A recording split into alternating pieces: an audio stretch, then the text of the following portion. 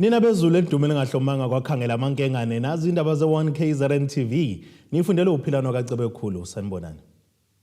Nazi indaba kwizona ehamba phambili namuhla. Owesha umthetho wothe isilo sekuneyinguquko kowasemzumbe kanti nehawu igxeka oweANC. Sanemukelene nibakaMpombosho omnyama kwindaba zethu ze1KZN TV. Usomlomo eshamthetho sesifundazwe KwaZulu-Natal uNentembeko Boys uhambele kishamthetho kesidala ondini ukuzohlangana ke nesilumisa uZulu kaZwelithini namuhla. Lokhu kuzemva kuba kuhulumeni obambiswano usanda ke kuqoka ubuholo obusha emva kokhetho. Usomlomo weshamthetho sesifundazwe KwaZulu-Natal uNentembeko Boys nesekela lakhe uSotswepu kanye noNgqongqoshe uZondi bahambele eshamthetho esidala olundi ukuyohlangana nesilo umisa uZulu kaZwelithini. Usomlomo uNentembeko Boys uyachaza ngokuzohlangana nesilo bezosazisa mayelana nokuvula kweshamthetho sakwaZulu-Natal. Namuhla yilanga nje ngicabanga ukuthi nilijwayele nonke senazela ba ilwanga elijwayelekile esithi maqala unyaka ngoJanuary sihambe siyokhuleka esilweni ongangezwe lakhe indlula mithi nomthebe wethu sikhulekele ukuthi makuzovulwa eParliament kube nomthetho wasesishaya mthetho kwimithetho yendlu omile othi ngaphambi kokuthi siqale ibhizinisi lethu ukukhuluma undunankulu kuye kumele ukuthi siqale indlu zokhulunyiswa isilo. Kanjalo neso lesilo umntwana uSimphiwe Zulu uvezile ngokumenywa okulindeleke kube mhla zingama-30 kwephezulu kuye kumhla zingama-31 kanti uphinde waveza ukuthi isifiso esikhulu sesilo ukuthi ngelinye ilanga lezindlu zeshamthetho zisetshenziswe. Kusuku oluhle lapha endlukulu namhlanje ngoba kukhona usomlomo weParliament kwaZulu-Natal abazobika umsebenzi ozoba khona mhla ka-30, 31 okube kuvulwa khona iParliament. Siyazi ukuthi iParliament laKwaZulu-Natal liyiParliament lithe ukwehluka kwezinye izifundazwe ngoba leliqala evule isilo samabandla. Namanje siyagcizelela lapho ukuthi iyafisa ngelinye ilanga ukubona lezi indonga lezi zasondini kuyizindonga ezisebenzayo ngoba zakhiwa ngothando zakhiwa umntwana waphinde angene enesifiso sokuthi isiza abantu. Njengamanje ikhona zona ziyabalekelela abantu abathize kodwa aziwenzi umsebenzi wakuphelele zabedalelwe wona. Inaso sifiso nguyamthengela ilanga ilibone leParliament lapha ondini lisebenza. Undunankulu kaZulu naye uphawulile ngomhlangano kahulumeni okwazisa isilo mayelana nokuvula kweshamthetho sakwaZulu-Natal. Silo sikuthokozele kakhulu ukufika kaSomlomo ehamba nabaholi bonke beParliament ukusho ukuthi isithunzi sobukhosi busahlonishwa nakulo uhulumeni ongenile omusha isilo sizokwazi ukuthi sikhiphe iyalo nokubambisana ukuze abantu bakwaZulu-Natal bakwazi ukuthi bathuthuke. Ezindabeni ze1KZN TV kubikuthi abantu maphumulo olundi. Uqoke ngokungaphikiswa njengosomlomo kumasipala wasemzumbe ogwini oseningizimu nelikaMthaniya uSimphiwe Jika mthetho weqembu leIFP kanti umasipala wasemzumbe ubusuhlala isikhathi eside ungenaye ke usomlomo ngemuva ukuthi iqembu leANC laxoshwa usibonelo maphumulo wayekade ehlezi kulehlalo. Ekhuluma ke neziko leindaba uNyambosi uthi uyabonga ngokuqoka kwakhe kanti uthi okusemqoka kakhulu kuyena ukuhambisa idingo kubantu. Uthembisa ukubeka izidingo zomphakathi phambili loyo oqokwe ngokungaphikiswa njengosomlomo kumasipala umzumbe. Lo masipala ubulokhu ukhombisa ukungabi nalo uzinzo waze wafakwa ngaphansi kwesandla somlawuli kanti umthetho uthi azokwenza njengoba sengusomlomo ukuqinisekisa ukuletha izidingo zomphakathi. Kubalekile iloko ukuthi nje asiqokelwe kulesi sikhundla ukuthi sizosebenzela umphakathi ukuthi sokwenza umehluko. Siyazi ukuthi ngokomthetho iofisi lika speaker kulawula nokusebenza okuthize emkhandlwini. One ukuhlanganisa imihlangano nokuqinisekisa ukuthi ukuhlala kwemihlangano ihlala regularly nokuphathiswa imithetho nezinto ezithize faze zenzeka phakathi emkhandlwini. Kodwa ukuthi njengeqembu lenkathi akuningi ukukhala nje sikukhala ngenkohlakalo ekhona emkhandlwini nestability nokungenzeki kwezinto kahle ekufanele manje masihlala shuthi nami sengizoba omunye abantu abathathu abazobehlala ukudinga iduthe indlela ukuthi umkhandlu ya kanjani phambili. Iqhuba uthi lokho kwenzekayo okwazikhethelwa abantu basemzumbe ukuthi bayafuna iqembu lenkatha libe yingxenye kahulumeni. Abantu bakusho ngezwi labo bonke abasemzumbu ukuthi bayadinga ukuthi inkatha njengamanje ibe ingxenye yokuphathwa kahulumeni. Sesiyingxenye ke manje okubalekile ke ukwenza umehluko. One, e-office la speaker ukubaleka ukuthi zonke izinto zahulumeni ezenzakalayo ama-government departments athinta emzumbe ewonke a-coordinate ngaphansi kwe-office kaSomlomo. Okubalulekileyo ukuthi uSomlomo a-coordinate lama offices abonke ayafunctiona yini, ayawenzela umsebenzi efayile awenze emphakathini wasemzumbe la kunesikhalo khona emphakathini wasemzumbe umuntu angenelela. Fasiqinisekise ukuthi abantu bayayithola intuthuko. Okwethu ukuzama ukubambisana noma kunamapha ama differences nongaboni ngasolinye. Usotswebhu makhansela ANC kumasipala uMzumbe uthi bayakwamukela ukuqokwa kwamthethwa kanti bazimisela ukubambisana. Ukuthi abantu basemzumbe bafuna ukuthi uMzumbe ubuso kubambisana. So njenge-ANC njengokuthi ANC yaphinda buhuphe council siyakweseka kakhulu ukukhetheka kwamfowethu uNyambose namhlanje njengoSpeaker womkhandlu. Sinethemba futhi lokuthi sizokwazi ukuthi si-ayine out ama-issues akade khona ngoba akusekona nje ukuthi kuphethe i-ANC kodwa sesizobe siphethe sonke ngokubambisana. Sinalo ithemba lokuthi umkhandlu uzoba nayo inqubekela phambili ngoba ama-challenges besibhekene nawo njengomkhandlu ukungahlali kwamakomiti afanele ahlale emkhandlweni, ama-portfolio committees, ukungahlali kwe-council. Kodwa since-ke esewusihlalo yena we-council manje eqhamuka kwi-IFP sinalo ithemba lokuthi ukubambisana kuzoba khona kuthina sisonke siyi-leadership yomkhandlu sikwazi ukuthi sihambise i-service delivery ebantwini basemzumbe. Lo mbiko beniwethulelwe uZamando Sicele wezindaba ze1KZN TV ngisemzumbe. Inyunyana yesebenzi nehawu KwaZulu-Natal igxeke inkulumo nobhala we-ANC ubheka imtolo ayenzeke eKokstad ogwini oseningizimu nalesifundazwe ngempela sonto lapho ethe khona ke izikhungo zikahulumeni azibasiza abantu ngenxa amalungu alenyunyana. Estatementini ke sikhishwe le nyunyana bathi ke bafuna kumtolo axolise ngalokho kuphawula kwakhe. Abantu bakanehawu baka-Home Affairs imajority moya ka-Home Affairs abona uma ufika Home Affairs uyofuna i-death certificate unganakwa unehawu lo. Umoya ka-Home Affairs uyofuna ibag unganakwa unehawu lo. Umoya kwaSASSA unyevulelwa unehawu lokunyevulelayo. Uma ngabe usebenza eplazini umlungu engakubhadala i-minimum wage, umuntu owulabor inspector ofika ngayi kuwena ahlangane nomlungu adla ibhusha lomlungu aphuma ahambe amesathi umlungu babhadala kahle abasebenza emaplazini, leyo inspector ekanehawu. Now while bethi bayabazonda belungu kodwa yonke into abayenzayo isurvivor belungu. Yikho lokho kuphawula kanobhala we-ANC obheka umtolo okumdalile amazinyo abushelelezi kwathi izolo inehawu yakhipha istatimende igxeka umtolo ngenkulumo yakhe yaze yambekela nokuthi idinga xolise esikhathini esingu-48 hours.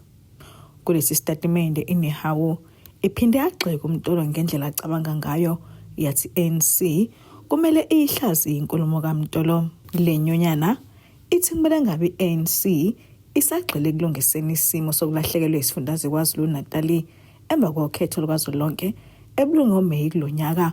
Ukunalokho unobhala okhuluma ngenehawu ekubeni asikahle izingqinamba esibhekene nezikhungo ekahulumeni zokushoda kwabasebenzi kanye ney'nsiza kusebenza. Kulesi statimende sayinehawu kuphawula unobhala waso Ayanda Zulu uthi inkulumo kaMtolo ayikuhlonipha ukuthi amalungu abo iwona ehamba phambili ngesikhathi se-COVID-19 ngonyaka wango-2020. Ithi uMtolo mengaxolisi bazokwenza ukuthi baye enkantolo baphinde bamvale kuthina kwazi ukukhuluma phakathi kwabantu ngoba bazoqinisekisa ukuthi bafaka amalungu abo ukuthi abhekishe. I-ANC okwamanje ibingakasho lutho ngalezi nkulumo. Ngodeboho Sibisi wezindaba ze1KZN TV kuChannel 261 ngiseThekwini. Inkantolo kamantshi yase-Richards Bay enyakatho nelekamthani kuhlehlisela umhlazi ngama-30 kuNtulukazi ukulalela kwesicelo sebheyili sabasolwa ababili ababhekene necala lokubulala uThuli Sangweni obelilungu eliqavelele MK endaweni yaseMandlazini. Umnakwabo omdala kaSangweni bebambisane nendodakazi yakhe kusola ukuthi ke baqasha inkabo kuyona eyayizobulala kumufi. Umsolwa wesithathu kuleli cala noyindodakazi uphenduke ufakazi wombuso. Ukulalela kwezicelo zebhayili zabasolwa ababili babhekene necala lokubulala uThuli Sangweni waseMandlanzini obelilungu eliqabile MK kuzoqhubeka mhla zingama-30 kuNtulikazi. Lokhu kuza ngemuva kokuthi ke leli cala lahlehlisa ngosonto ledlule ngenxa yokuthi ke umsolwa ubengenayo ummeli. Namhlanje ke njengoba evelile enkantolo umvezile ummeli ukuthi usemtholile leli cala lasehlehlisela kumhla zingama-30. Umsolwa wokuqala nongumnakwabo kamufi kuvela ukuthi ke walekelelana nendodakazi yakhe ukuthi kube yiyo eletha inkabi okuyiyona eyadubula yabulala umufi emzini wakhe oseMadlanzini ngasekuqaleni kwalenyanga. Kanti ke kuzothi ngesonto ledlule indodakazi yabe isiphenduka ufakazi wombuso nokuyiyona ke ezofakaza ngokwenzeka ngosuku lwesigameko. Umndeni utho kwamanje usajabule ngendlela amaphoyisa alisingethe ngayo lolu daba. Thanda ukubonga amaphoyisa Richards Bay, Mseshi, uNkosi nethimba lakhe ufakazi ukwenza ijustice for uma basebenzile kakhulu. Mesingakhumbula uma akuphelanga ngisho isonto eshonile babathola abantu abenze lonto. Ngithanda ukubabonga kakhulu and abaqhubeke besize nabanye abantu. Muhle umsebenzi wabo futhi uyancomeka. Enye into ayikho into engathi angi-understandi. They've made me understand everything and umsebenzi wabo ngiyawuthanda so far and abaqhubekele phambili. Lo mndeni uthi unethemba lokuthi ke umthetho uzodlala indima yawo kugcine benzekile ubulungiswa. Laba benza okubi bengayitholi bail ngomhla ka-30. To be honest, ngiyabathemba baseshi. Ngabathemba ngayo yonke into and ngiyathola ukuthi naye usisi wami ubephoqiwe ukuthi enze yonke lento le, bephoqa uma wakhe omzalayo ukuthi yenze lonto yonke lento le. So as my sister angimbambelile iqhubu. Angimbambelile iqhubu. Ngoba ezinye izinto you can never choose abazali. Umama wakhe monster angeke sikushintshe lokho. So angimbambelile iqhubu and anginankinga futhi naye. Mhla ke zingama-30 kwephezulu enkantolo izoba isilaleka izicelo zebhayili zabo laba basolwa. Estabeni 1KZN TV ngengusamkeliso enqulunga ngiseRichards Bay. Ake siye etoleni nebeselo sobuye sibuye futhi nezinye zindaba.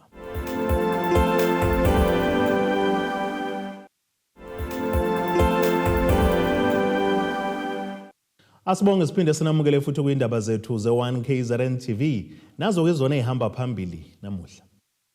Owesha umthetho wothe isilo sekuneyinguquko kowasemzumbe kanti nehawu igxeka oweANC. Uxhase ngesamba semali elinganisela ku10,000 omarandi umthwebulo wezithombe zezilwane zasendle oqokelwe umkomelo ezweni laseMumbai eIndia. Uluyanda Shabalala waseRichmond eMgungundlovu maphadeni kaMthaniya uthi ke kusho olukhulu kuyena kuyomela iAfrika emncintiswaneni wabathwebuli bezithombe kanti ushutha kakhulu kwizinyoni izona ke futhi aqokelwe kwisigaba sazo. Imeya kamasipala wesifunda uMgungundlovu Mzizuma uthi lolu xhasa balukhiphile banethemba lokuthi bazosebenzisana ke noShabalala nakuyinhlelo zabo zokongiwa kwemvelo. Umthwebuli uLuyanda Shabalala uthi umsebenzi wakhe wokushutha izinyoni usumbeke ethubeni lokuqokelwa kumncintiswano waphesheya kwezilwandle. Usho kanje ngesikhathi kunesithangami sabezindaba besibizwa umasipala wesifunda uMgungundlovu sokumhalalisela. Ngithole nomination la kumncintiswano wabantu abashuthayo iphotography uBird Photographer of the Year Award.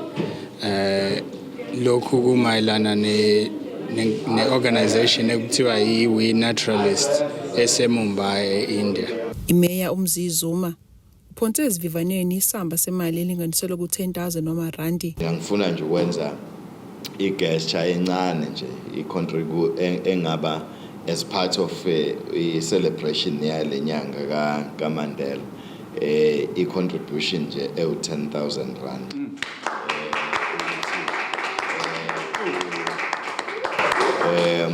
ukwazi ukuthi ukhuthazeke kube khona ukwazi ukwenza ngasikhathi sizama ukubiza nabanye ukuthi nanku umsebenzi omuhle owenziwa umuntu osemusha ono 32 years kuphela nje but osenze izinto ezine impact hayi kwi district yethu kuphela hayi kwaZulu Natal kuphela hayi South Africa kuphela but umsebenzi wakhe one footprint eAfrica but esifuna ukuthi ube ne footprint at an international level. Shabalala uthi ukuqoka kukodwa kusho lukhulu kuyena kanti uthi uyomela iAfrica yonkana. Ukunominate kwami kulomncintiswano ngiyaqala ukunominate nokuthola amehla amaningi ngangaka ebheke kimi so kahle bengayizwa kahle eqaleni le ndaba ukuthi yonke into izobe ingami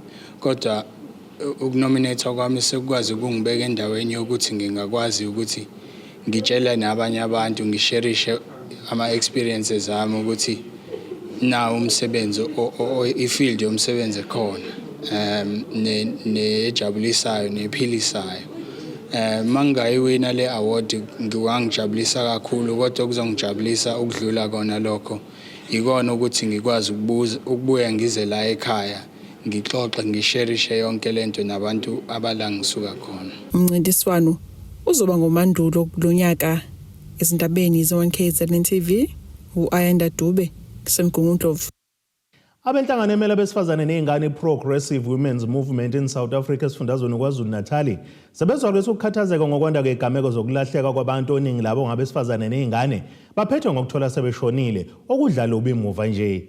Usibongile Nhlapho ngosekela sihlalo lenhlangano uthi bafuna ezobunhloni nabakwasidlodlo balifakele izibuko loludaba ngoba besola ukuthi kuneqeqebana lezigebengu eziqhuba lomkhuba.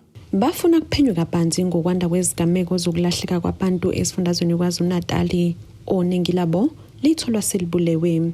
Iqale kancane lento but njengamanje isiyaqhubeka, it's just like a norm. Okusikhathaza kakhulu ukuthi labantwana bafike bakidnap batholakala sebeshonile. Siyasola ukuthi kungenzeka ukuthi kukhona mhlambe abantu abayi-syndicate noma ababhizi nokuthi kulahleke abantwana ngoba ngeke nje kumane ethi umntwana uyaphuma esikoleni akasaboyi and kancane kusho ukuthi basuke beqalile bamlandela umntwana ngoba angeke uqhamuka usuzontshontshwa noma ukidnapper umntwana ungamazi ukuthi uhlalaphi ungamazi ukuthi ufundaphi. Recently kunomntwana okade efunda ePinetown Girls naye uthi mayephuma esikoleni baphinde bamtshontsha. eNewland nakhona kusandokwenzeka futhi umntwana owaphuma maqede wanyamalala. Abanye abanenhlanhla bayanyamalala mhlambe after sometimes 2 weeks or a month batholakala, but uma sebetholakala still kusuke betholakala ngathi abasekho normal emqondweni, basuke sebe njengabantu ade bedragiwe or something. Ngokucwaningo lapha States SA kubantu ababikwa ukuthi balahlekile u85% wabo abesifazane nezingane, kanti kuvele ukuthi ke izifundazwe ezinkulu yizona ezinenkinga yokushushumbiswa kwabantu. Yize kunjalo kuvela ke ukuthi lena kakuyona inkinga ebhekene nalakuleli kuphela. Unhlapho uthi ke imndeni izinhlaka ezahlukene kanye nasezikoleni kumele bambambe iqhaza. Siyadinga ukuthi siphumele esitaladini sibonakalise i-concern yethu about what is happening, sisenze i-awareness. We also urge ezikoleni othisha nabo ukuthi ngaso sonke isikhathi as a part of curriculum now angene kuma curriculum ukuthi kwenzakalani ezweni sakhile, because iSouth Africa iyintandokazi kubantu abaningi abangenayo la ezweni esingazi ukuthi abanye inhloso zabo ziyini.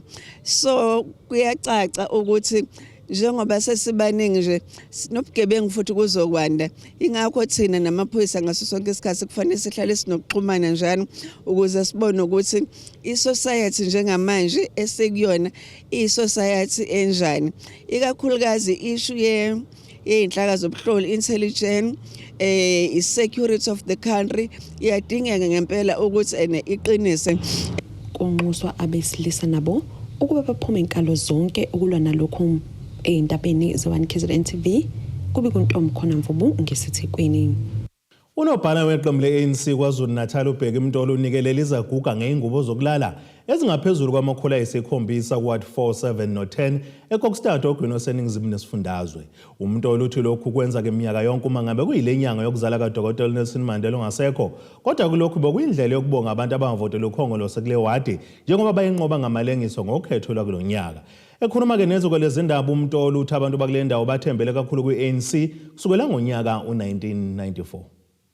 Bezibalelwa kumakhulu ayisikhombisa namashumi amabili nesishiyagalombili 728 izingubo zokulala ezinikelelwe izaguga zaseKokstad kuward 4, 7 kanye no-10 ogwini oseningizimu nesifundazwe.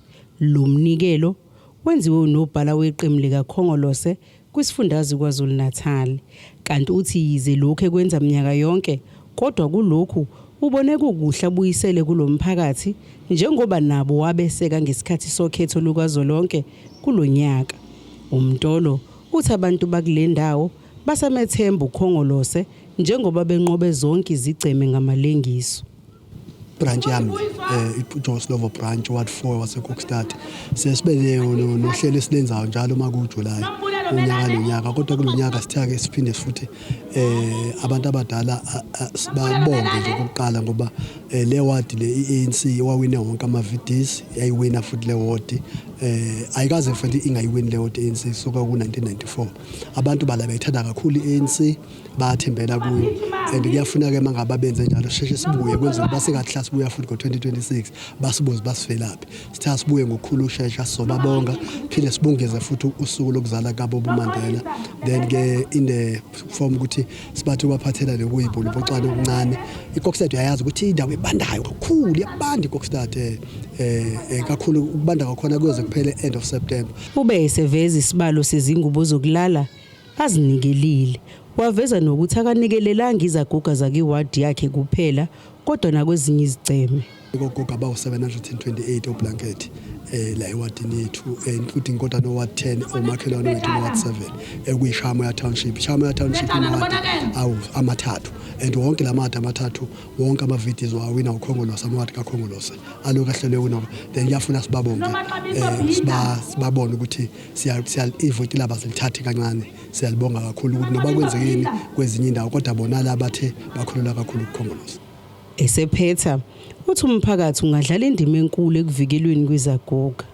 Abantu abadala nogogo nabantu nje ababuthaka ikakhulu abantu besifazane nezingane, abantu ekufuna sazi umphakathi ufuna sibanakekele kakhulu ukuthi uma ngaba ngihlala kumakhelwane wami ufuna ngazi ukuthi umakhelwane wami uphila kanjani, umakhelwane wami so that umakhelwane wami abe ngibe ithemba kuyena. I think umphakathi ufuna ukwazi lokho ngoba igilamkhuba zenza lento ezenzayo nje ukuthi thina somphakathi yonke into siyekele ekhulumeni. Izaguga zithi zijabulile ngalomnikelo.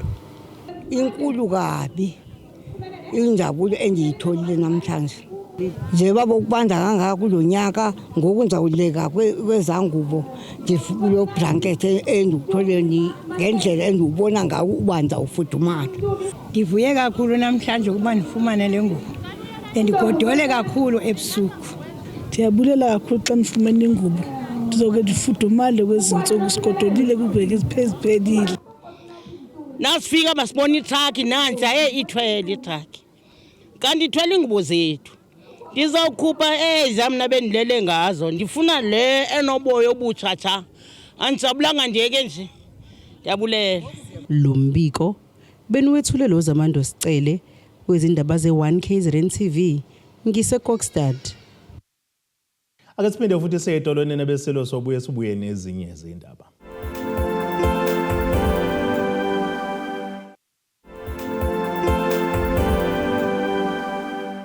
Asibonge siphinde sinamukele futhi kwindaba zethu ze1 KZN TV. Nazo kwezona ehamba phambili namuhla. Owesha umthetho wothe isilo sekuneyinguquko kowasemzumbe kanti nehawu igxeka oweANC. Ake sibheke engosini yezomnotho.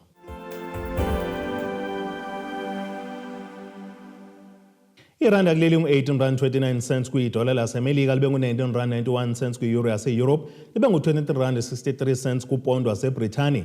Intengo yegolide yona $2,403.14 ounce, kuthi intengo yolongahluziwe ibe ngu-$82.63 umphongolo.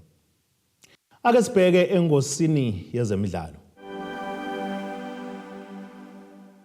Isipiliyoni abasithole kwi-CAF Confederation Cup nohlobo lwabadlali ababasayinile kwenza uMcDonald Makhubethu oyiphinde umqeqeshi kwiqembu leSekhukhune United abone benalo ithuba lokusonga isizini ka-2024-25 bese emaqenjini amathathu aphezulu ku-DStv Premiership.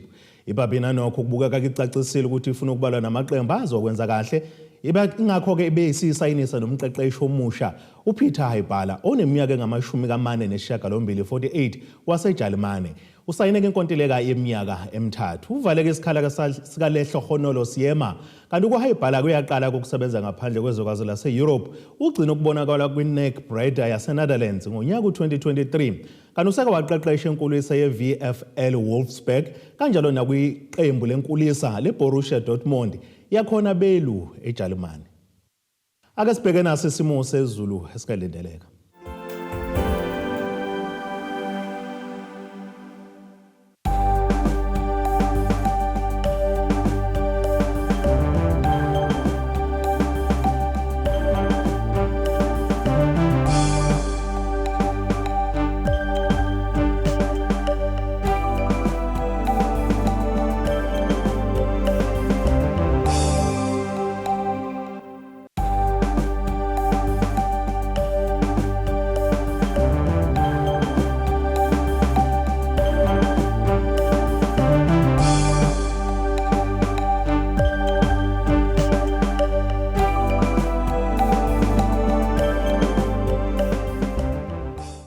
Yanena bakaqamba lankomo zilahlekile zodliwa umdlebe kwasoshangano. Kamzimba umntwana nethimba lonke nje le indaba sithi khulu.